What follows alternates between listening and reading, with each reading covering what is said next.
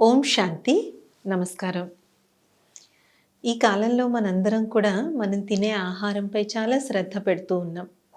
Especially corona సమయం అయిపోయిన తర్వాత అందరూ కూడా తినే ఆహారంలో చాలా న్యూట్రిషియస్‌గా ఉండేటట్టు, హై ప్రోటీన్, హై ఫైబర్ ఉండి, లో కార్బ్, లో ఫ్యాట్ ఉండే విధంగా, అలాగే తినేటప్పుడు కూడా త్వరగా తినేయడం, లేదంటే రోజంతట్లో రా వెజిటబుల్స్ తినడం, ఇలాగా చాలామంది డైట్‌లో చాలా మార్పు చేసుకున్నారు. Which is very good.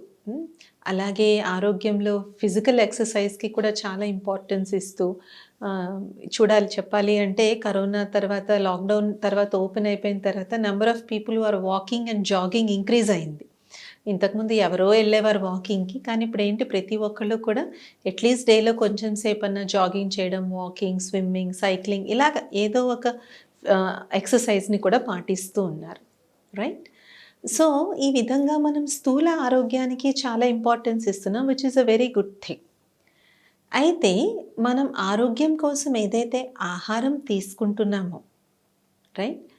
ఇది మనము ఏదైతే భోజన రూపంలో, పానీయాల రూపంలో తీసుకుంటున్నామో అదొక్కటే ఆహారం కాదు. ఆహారము అంటే ఏంటి? దేనివల్ల అయితే మనకి శక్తి లభిస్తుందో, which energises us, which gives us energy. Right? So, ఈ విధంగా మనం తినేది, తాగేది తప్పకుండా మనలో శక్తి నింపుతుంది, ఎనర్జీ నింపుతుంది. బట్ అదొక్కటే కాదు. యాక్చువల్‌గా ఈ జ్ఞానేంద్రియాలు ఏవైతే ఉన్నాయో 5 జ్ఞానేంద్రియాలు, ఈ 5 జ్ఞానేంద్రియాలనే ఎందుకంటారు వాటిని? జ్ఞానేంద్రియాలు అంటే వాటి ద్వారా మనం గ్రహిస్తాం, తెలుసుకుంటాం. చూడడం వల్ల మనకు అర్థమవుతుంది, వినడం వల్ల, వాసన వల్ల, ఒక్కోసారి ఏమీ కనిపించకపోయినా ఎక్కడో ఏదో మాడిపోతుందనో, గ్యాస్ లీక్ అవుతుందనో మనకు కేవలం వాసన వల్ల తెలుస్తుంది.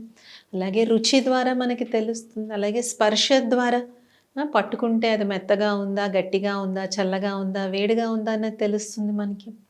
సో, ఈ 5 జ్ఞానేంద్రియాలు ఏవైతే ఉన్నాయో ఇవన్నీ కూడా మనకి ఇన్పుట్, బాడీకి ఒక ఇన్పుట్ ఇచ్చేటువంటి ఇన్ఫర్మేషన్ సెంటర్స్. కాబట్టి కేవలం మనం నాలుక మీద పెట్టుకుని తిని తాగేదొక్కటే ఆహారం కాదు.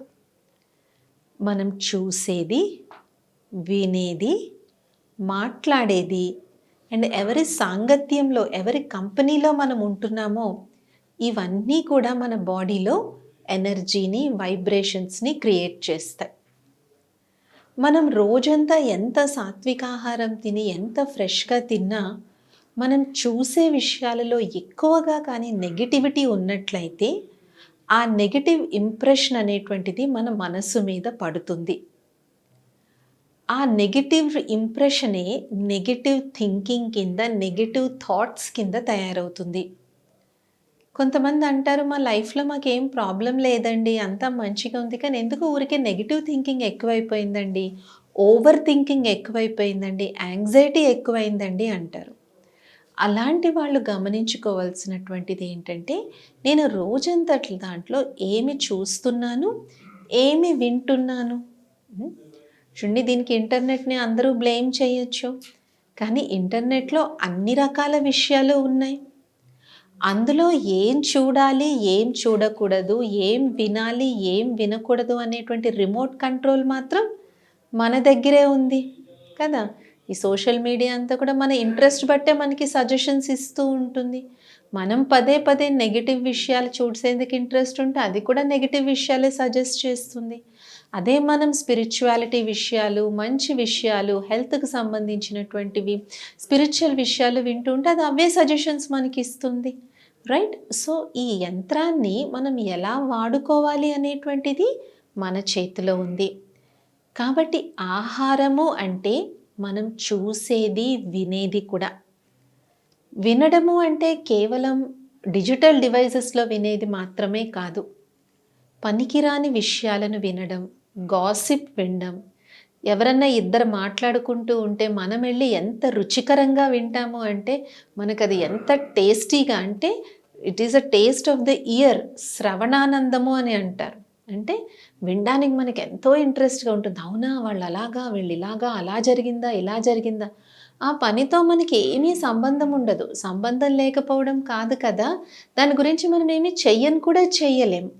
సో, అలాంటి వ్యర్థమైనటువంటి నెగెటివ్ విషయాలు వినడం కూడా అదేం చేస్తుంది? మన మనసులోకెళ్ళి గూడు కడుతుందనమాట. అలాగే మనం తినే ఆహారం గురించి కూడా మనకి తెలుసు. వీలైనంత వరకు సాత్విక ఆహారము.